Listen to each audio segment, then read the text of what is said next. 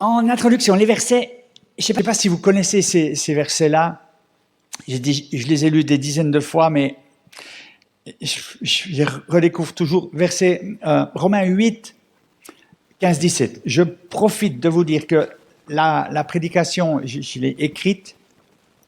Donc si vous voulez, il y a des choses, je vais passer très rapidement. Si vous voulez la voir, je vous l'envoie par mail ou bien vous demandez à Albert qui vous fera des photocopies si vous n'avez pas de mail. Il y a des choses vraiment super importantes ce matin. Donc si vous n'avez pas de quoi prendre des notes, c'est pas grave. Mais je vais vous lire ces versets. Romains 8, 15 à 17. Imaginez-vous que c'est Dieu qui vous parle à travers ça. C'est pas Paul qui parle aux Romains il y a presque 2000 ans. Dieu vous parle aujourd'hui et vous dit, les enfants, vous n'avez pas reçu un esprit de servitude pour être encore dans la crainte. Mais vous avez reçu un esprit d'adoption par lequel nous crions « Abba, Père ». L'Esprit lui-même rend témoignage à notre esprit que nous sommes enfants de Dieu. Or, si nous sommes enfants, nous sommes aussi héritiers. Héritiers de Dieu et co-héritiers avec Christ si toutefois nous souffrons avec lui afin d'être glorifiés avec lui. Est-ce que vous êtes d'accord de faire cette prière avec moi? Père, je prie qu'aujourd'hui tu parles à mon cœur.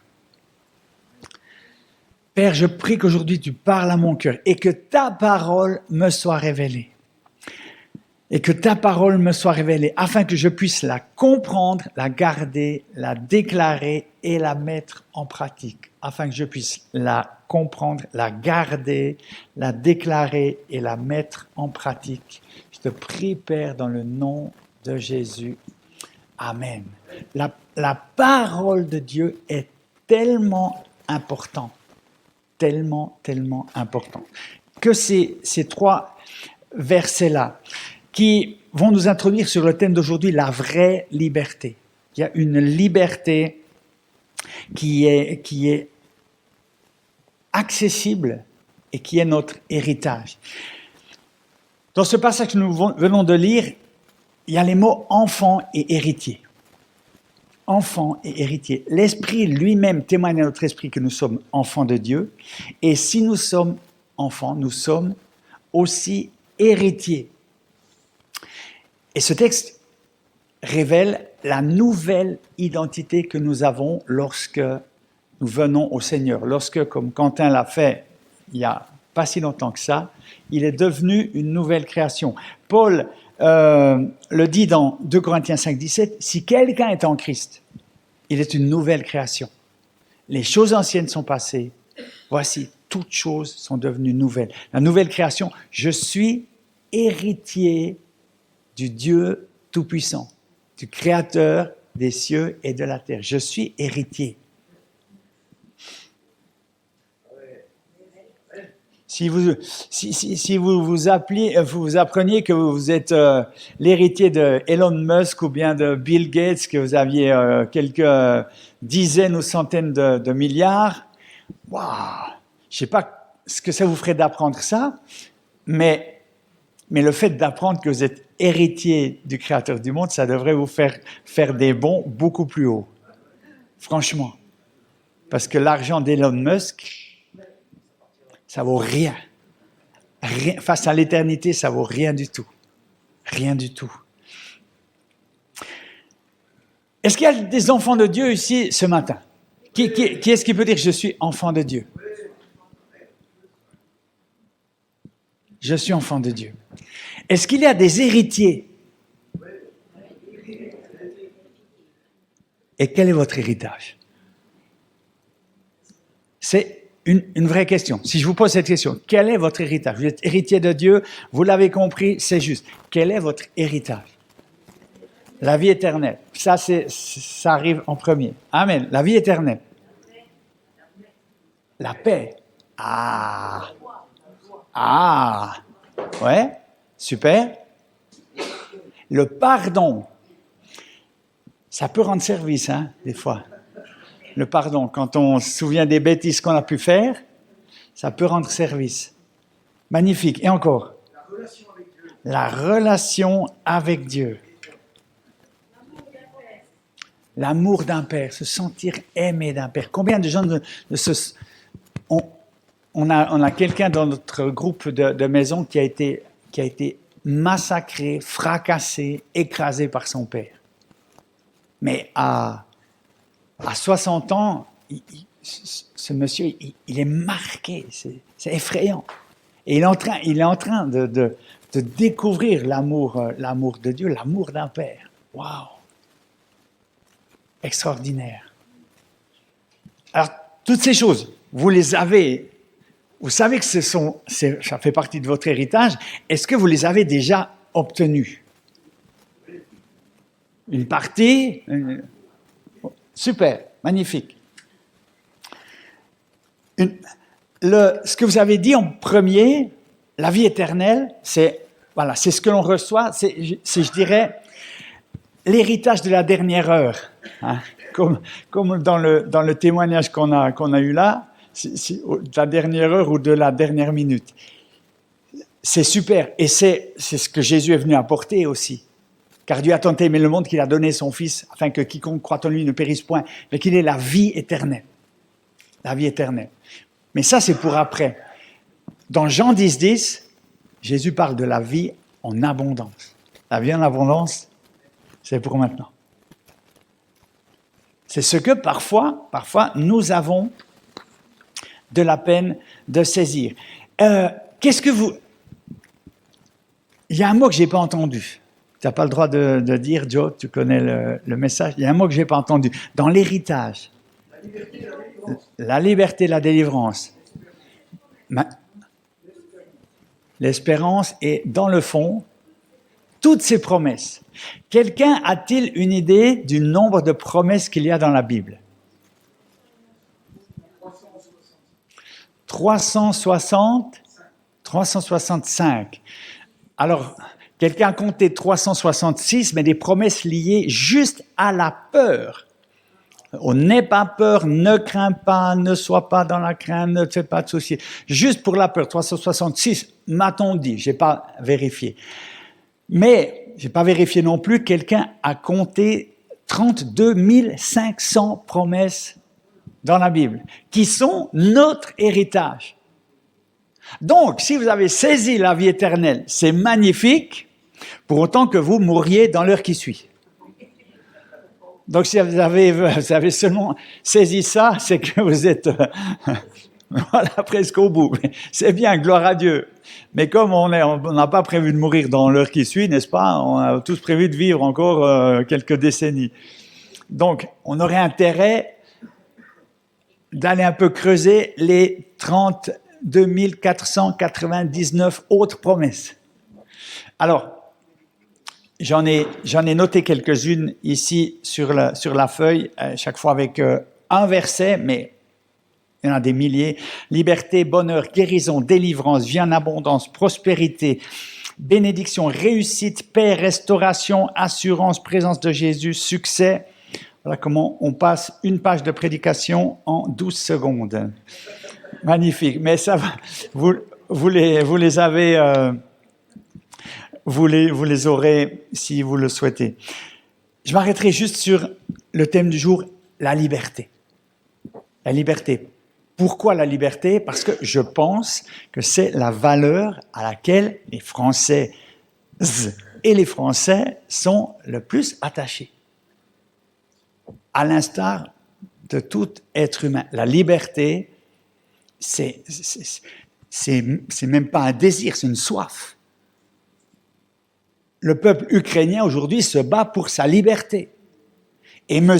Poutine attaque l'Ukraine parce qu'il se sent, dit-il, attaqué dans sa liberté, menacé dans sa liberté. La liberté, c'est... On a soif de liberté, on veut être libre. Mais qu'est-ce que c'est la liberté? Qu'est-ce que c'est? Florent Pagny chantait, enfin il chante encore, heureusement, « Vous n'aurez pas ma liberté de penser. » Moi, je suis un libre penseur, monsieur. Bien, magnifique. En France, il y a des tas de gens qui se prétendent libres. Super. Mais est-ce que tu l'es vraiment? est-ce que tu l'es vraiment dans ton cœur? Ça, c'est une autre question. Ça, c'est une autre question. Quand Jésus démarre son ministère, dans Luc 4, au verset 18, qu'est-ce qu'il dit? « Je suis venu vous apporter une nouvelle religion. » Négatif. Qu'est-ce qu'il dit? Est-ce que qui est-ce qui peut me dire? Il y a plusieurs points. Qui est-ce qui les connaît par cœur? Super, ça c'est un point, magnifique. Libérer le captif. Le premier point, c'est porter de bonnes nouvelles aux pauvres et aux malheureux. Porter de bonnes nouvelles aux pauvres et aux malheureux. La bonne nouvelle, c'est pas de dire à quelqu'un qui est dans la souffrance, dans la misère, t'en fais pas, t'en as encore pour 50 ans, mais un jour tu seras sauvé. En attendant, t'as une vie de chien, mais c'est juste 50 ans, c'est pas grave face à l'éternité. Non, c'est pas, la bonne nouvelle, c'est pas ça. La bonne nouvelle, c'est libérer les captifs, guérir les cœurs brisés. Guérir les cœurs brisés. C'est Luc 4, 18, ça. Guérir les cœurs brisés, délivrer les prisonniers, rendre la vue aux aveugles. Combien parfois on peut être aveugle? Et libérer les prisonniers, libérer les captifs, libérer les prisonniers. Jésus est notre libérateur. Dans Galates 5.1, l'apôtre Paul nous dit ceci, c'est pour la liberté que Christ nous a affranchis. C'est pour la liberté. Jésus est venu nous apporter la liberté, la vraie liberté. Et l'apôtre Paul continue, attention, demeurez ferme. Attention, parce que cette liberté, c'est une promesse, c'est un héritage. Vous l'avez, mais faites attention de ne pas retomber dans le piège de l'esclavage ou de la servitude. Alors, comment acquérir la liberté? Alors, la liberté, qu'est-ce que c'est déjà? C'est être libre de ses pensées. On était en vacances en Égypte cette semaine, puis un jour, j'ai remarqué que, voilà, on s'est dit, les vacances, on a besoin de se reposer, on se repose, on s'est bien reposé, tout ça, et voilà, j'ai moins été connecté à la parole de Dieu, parce que on se repose, donc voilà. Au bout de quelques jours, j'ai vécu une très mauvaise journée parce que j'étais déconnecté, simplement. Et mon épouse elle disait, mais qu'est-ce que tu disais, Joe? Vas-y, balance, vas-y. Non, mais c'est pas possible. Et à un moment, t'as la mécanique qui s'enraye. Si je suis pas accroché à la parole de Dieu, si je suis pas attaché à la parole de Dieu, à un moment, ça fonctionne pas. Tout ce que j'ai vécu, tout ce que je vis, tout ce qu'on vit dans nos vies, dans les productions que l'on peut faire, avec les gens que l'on conseille, que l'on peut accompagner, tout ça, c'est en étant accroché à la parole de Dieu. Si on décroche, ça va très vite. Ça peut aller très très vite. On est très vite en bas. On est plus vite en bas qu'en haut, vous êtes d'accord?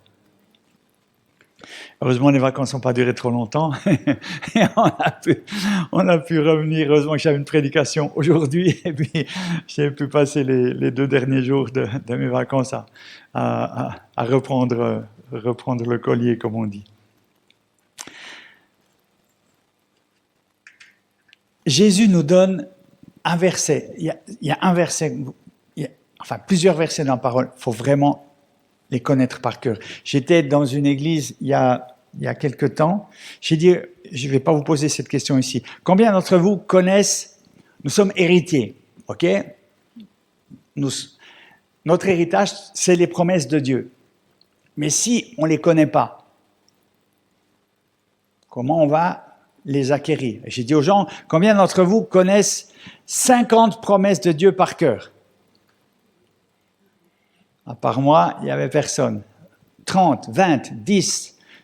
À partir de 5, il y a une main qui se lève timidement. Et j'ai dit, on a un problème. Si je ne connais pas mon héritage, je ne vais pas l'hériter. Je vais être un héritier sans héritage. Et mes amis, je vous dis ça avec beaucoup de tristesse dans le cœur. Beaucoup de tristesse. Dans le peuple de Dieu, je rencontre beaucoup d'héritiers sans héritage ou d'héritiers qui passent à côté de leur héritage.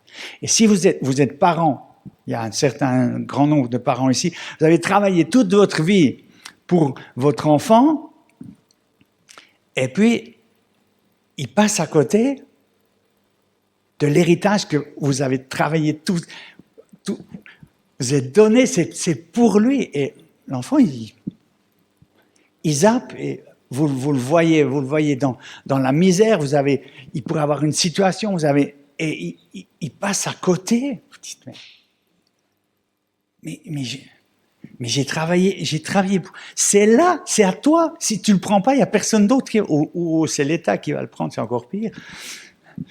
Ou c'est je sais pas qui, ou c'est un voleur. Et Jésus, vous croyez pas qu'il a fait un peu plus que ça? Ce qu'il a souffert sur la croix, c'est pour nous, pour que nous puissions jouir de cet héritage. Ça ne veut pas dire que la vie est un long fleuve tranquille et puis qu'il y a qu'à tu dois et puis que toutes les choses vont bien. La vraie liberté, c'est pas ça. La vraie liberté, c'est de pouvoir être en paix malgré la souffrance, être dans la joie. On a entendu la joie, ça fait partie de notre héritage. Être dans la joie malgré la souffrance, être dans la paix malgré la difficulté. Mais ne soyons pas des héritiers sans héritage. Alors, la clé, c'est les versets de Jean 8, 31, 32, où Jésus dit, qu'est-ce qu'il connaît par cœur? Jean 8, 31, 32. Si, ça commence par un si. Si vous demeurez dans ma parole, dit Jésus. Non, ça c'est Jean 15, mais c'est très bien, c'est demeurer aussi, parfaitement. Mais après, il y a un petit truc entre les deux virgules qui coince un tout petit peu, où Jésus dit, si vous demeurez dans ma parole, vous êtes vraiment mes disciples.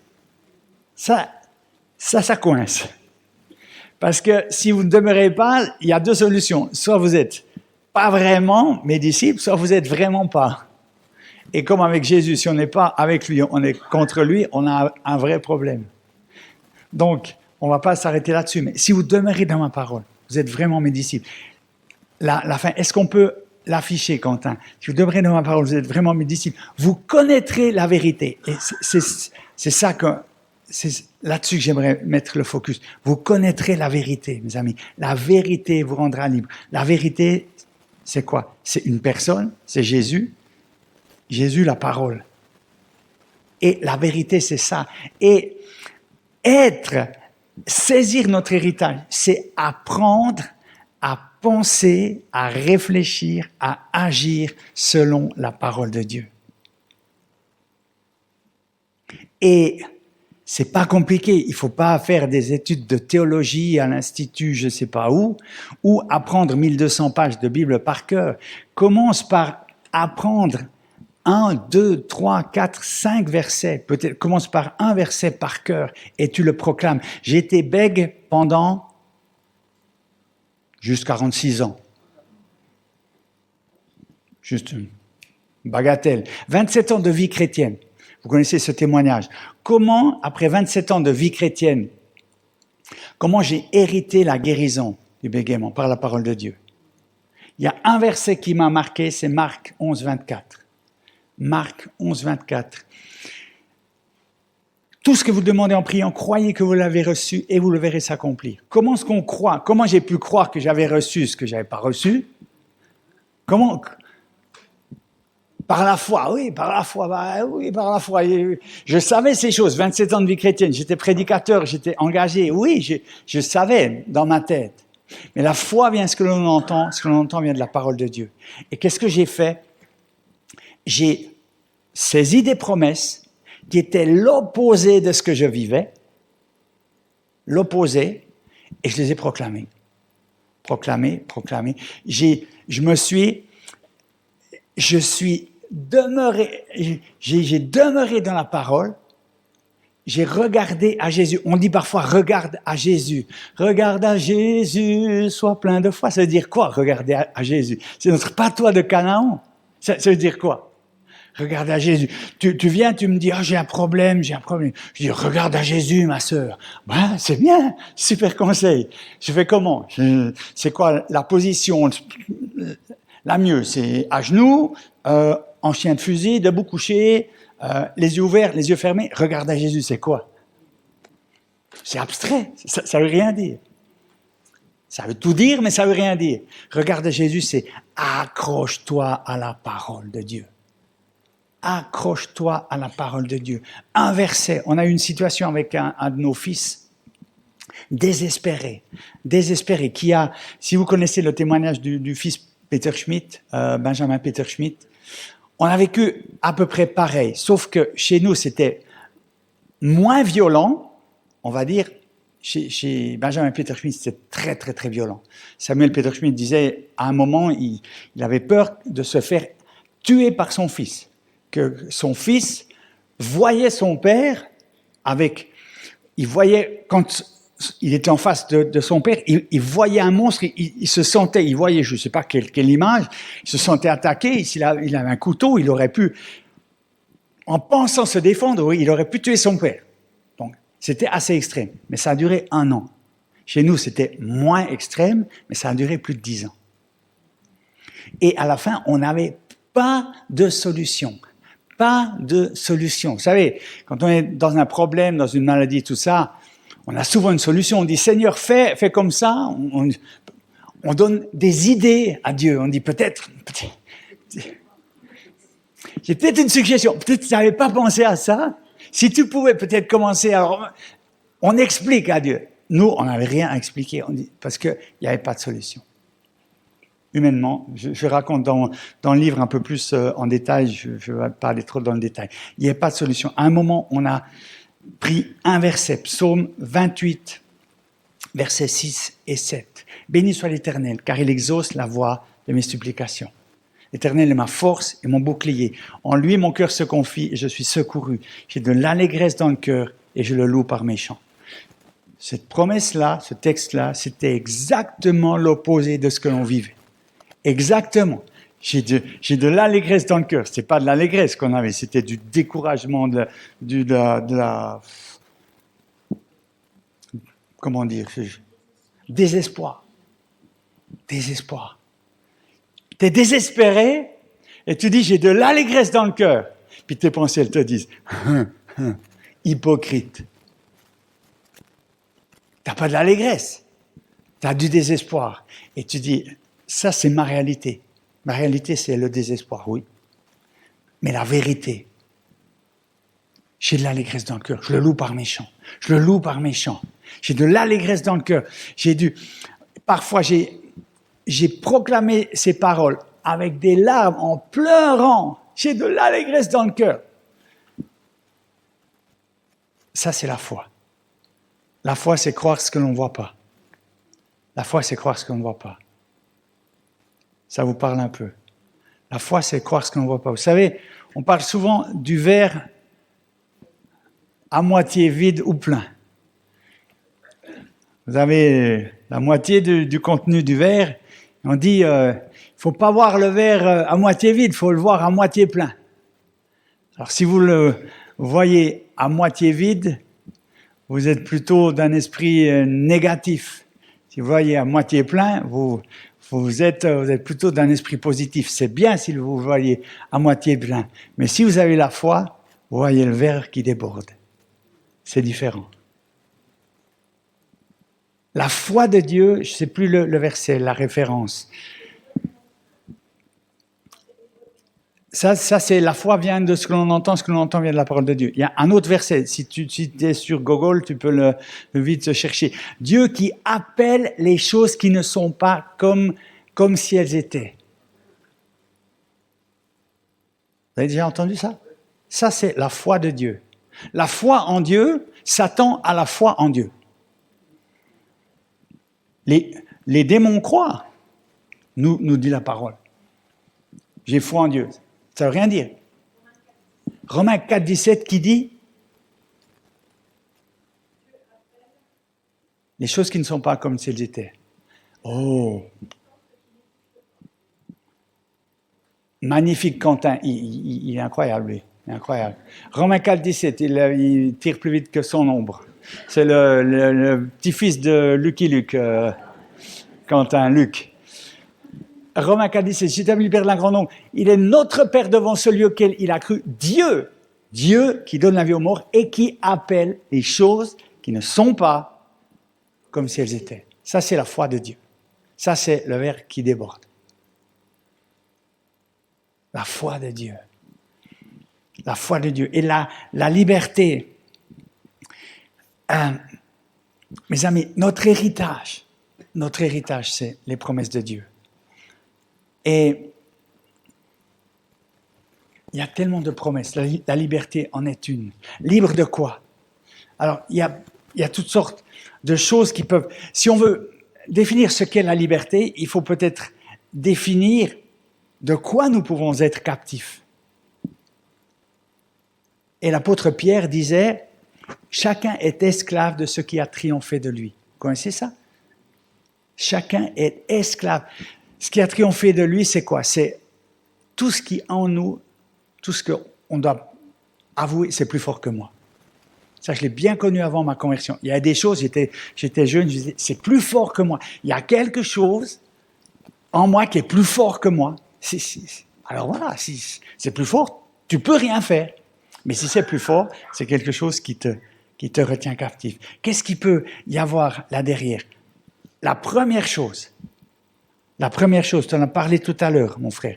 Le premier angle d'attaque que l'ennemi va choisir pour nous mettre en prison, c'est quoi? L'inverse. Ah, la culpabilité, c'est le deuxième, je dirais. Ils sont peut-être premiers ex aequo. Bravo. La peur. Et c'est pas par hasard si dans la parole, 365 ou 6 fois, Dieu dit « n'aie pas peur ». N'aie pas peur. Et mes amis, de quoi avons-nous l'air lorsque nous disons le dimanche matin, je suis enfant de Dieu, je suis héritier, amen, alléluia, Dieu est mon Père, le créateur du monde, et que on a peur de manquer de ceci, de manquer de ça, on a peur. Mais si je me laisse, si j'écoute la peur, mais je me décompose. Je suis un homme de foi, j'ai vécu des choses dans la foi, mais la peur est là. Elle arrive peut-être plus que chez vous. Enfin, j'ai l'impression des fois, si je laisse venir, quand la peur frappe à la porte, mais il y a du monde. Si je veille pas, si je laisse rentrer, mais au secours, je m'accroche à la parole de Dieu. Je l'ai tellement vécu. J'étais artiste, j'étais chanteur, musicien, je devais performer devant une salle. Je me souviens d'un concert au Casino à Berne, 1000 personnes, ils avaient payé 50 balles l'entrée. J'étais le soliste principal, 100 musiciens chanteurs sur scène, le soliste principal. Et j'étais le bleu qui débute. Les genoux qui jouent des castagnettes, mais impossible. Et là, les pensées qui viennent, t'es mort, tu vas, toutes ces pensées, mais c'est ingérable. Et je bénis Dieu qui m'a donné la possibilité de vivre ça, parce que là, un verset est venu, et c'est pas un verset que Dieu m'a dit, mon fils, ne crains pas. Je suis avec toi. Non, j'ai regardé dans la parole et je suis tombé sur le psaume 27:1. L'Éternel est ma lumière et mon salut. De qui aurais-je craint? L'Éternel est le rempart de ma vie. Devant qui tremblerai-je? Oh! Tu prends une claque et tu vas trembler devant qui? Oh! Réveille-toi! Et vous croyez que en lisant ça m'a... Non! J'ai dû combattre. Excellent. Et les pensées qui arrivent. Ouais, mais Dieu a-t-il réellement dit? Vous connaissez ça? Dieu a-t-il réellement dit? Dieu a-t-il réellement dit? Et blablabla. Et les pensées arrivent. Et jusqu'au dernier moment, l'Éternel est ma lumière et mon salut. Mais j'ai prononcé, je sais pas, des centaines de fois dans les 2 derniers jours avant le concert. Et jusqu'au moment où j'arrive sur scène, la salle s'obscurcit, j'arrive sur scène, je traverse la scène, et tout le monde, t'as mis le père Dieu sur toi. Et tu fais dans ton froc. Non mais, l'Éternel, ma lumière, mon salut, de qui aurais-je craint? L'Éternel, soutien de ma vie, soutien de ma vie. Mais le combat de la foi, c'est ça. C'est très réel. Mais si tu ne combats pas, tu es mort. Mes amis, soyons des combattants. Je surveille la montre. Je vais être très rigoureux. Je ne vais pas dépasser 11h30. Mais j'aimerais vraiment vous laisser cette soif des promesses de la parole de Dieu. Tu peux juste nous mettre, Quentin, s'il te plaît, Hébreux 6, 11, 12. Hébreux 6, 11, 12. Il y a des versets comme ça. Il y en a beaucoup dans la parole, mais dans ma vie, il y en a peut-être, une dizaine, une vingtaine qui reviennent tout le temps. Et ça, j'aimerais vous encourager. Dans ceux qui reviennent, je les ai notés sur cette feuille-là. S'il vous plaît, apprenez-les par cœur. Après le psaume 27, 1, apprends-le par cœur. L'Éternel est ma lumière et mon salut, de qui aurais-je crainte? Et chaque fois qu'une peur vient, souci, avenir, santé, machin, on a affaire à la peur tous les jours. Qui est-ce qui n'a pas affaire à la peur tous les jours? Est-ce qu'il y a des extraterrestres parmi nous dans cette salle? Je ne crois pas. Mais si on ne combat pas, on a déjà perdu. Si on ne saisit pas notre héritage, on ne l'aura jamais.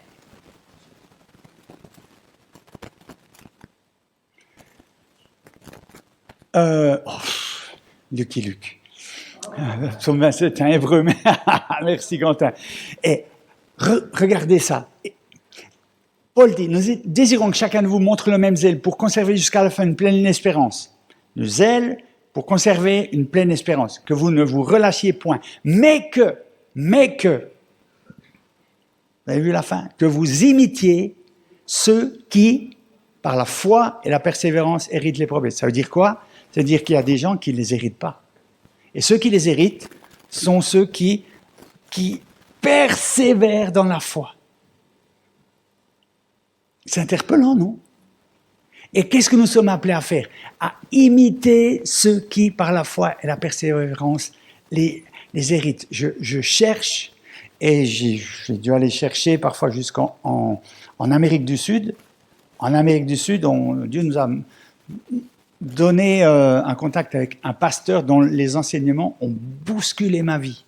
Un pasteur qui a commencé avec une église de maison de 8 personnes, 30 ans plus tard, ils étaient 200 000 personnes. C'est une jolie croissance. Eh ben, j'ai cherché à imiter ce pasteur. Et ça, il y a bien des choses qui ont changé dans ma vie. Tellement important. On va s'arrêter là avec ce verset de Galates 5.1 que tu peux mettre, Quentin, s'il te plaît. C'est pour la liberté que Christ vous a affranchis. Pour la liberté, mes amis. Liberté. Ne nous laissons pas mettre, je ne l'ai pas cité tout à l'heure, mais dans les pièges, il y a l'accusation, la culpabilité. Accusation, culpabilité. N'oublions pas, l'ennemi est l'accusateur des frères. qui se tient continuellement, nous dit Apocalypse, devant le trône de Dieu pour accuser. Combien de gens sont dans l'accusation? Combien d'enfants de Dieu sont dans l'accusation? Mes amis, t'es enfant de Dieu, t'es plus sous l'accusation, plus sous la condamnation. Il y a pas de pissi-pissi. Vous connaissez la tribu des pissi-pissi? Pissi-pissi, puis... Non. L'accusation vient du diable, la condamnation vient du diable. J'ai donné quelques versets aussi là-dessus. Mais c'est tellement important. Accusation, condamnation. La honte, combien d'enfants de Dieu sont dans la honte? La honte, Jésus l'a prise à la croix pour toi. Il était nu sur la croix. Il a payé ta honte. C'est fini. C'est payé. Tu n'as plus à avoir honte. Tu n'as pas à accepter la honte. Quoi que tu aies pu faire ou quoi que l'on t'ait fait, tu n'as pas à accepter ça. Mais la honte va revenir. Souviens-toi ce qui s'est passé. Mais quand ces pensées arrivent là, ne les reçois pas. Proclame la parole de Dieu, la parole, le verset, qui fait qu'à un moment, ça va dégager. Mais proclame-le 1000 fois s'il faut. Mais proclame-le. Ça, c'est la vérité. C'est la vérité. Il n'y a plus aucune condamnation pour ceux qui sont en Jésus-Christ, ceux qui sont accusés, condamnés. Il n'y a plus aucune condamnation pour ceux qui sont en Jésus-Christ. Et boum, les pensées reviennent, boum. Il n'y a plus aucune condamnation pour ceux qui sont en Jésus-Christ. Est-ce que c'est automatique? Il n'y a rien d'automatique. Quand tu l'auras proclamé 1000 fois, l'ennemi va dire, bon, c'est bon. Avec celle-là, c'est fini. Elle est accrochée à la parole, je l'aurai plus. C'est ça qu'il faut. C'est ça qu'il faut devenir. C'est pas ma sœur. Mais c'est possible. Alléluia, Seigneur. J'aimerais juste demander, j'ai 3 minutes pour faire un appel ce matin. Est-ce qu'il y a des gens qui n'ont pas reçu cette assurance du salut, de la vie éternelle? Est-ce qu'il y a des gens qui n'ont pas l'absolue certitude que si leur vie s'arrêtait maintenant, vous sortez de l'église, vous faites renverser par un camion, vous mourrez sur le coup? Est-ce qu'il y a des gens qui n'ont pas l'absolue certitude d'être accueillis dans le royaume de Dieu? J'aimerais vous donner cette occasion maintenant de pouvoir saisir la main de Dieu.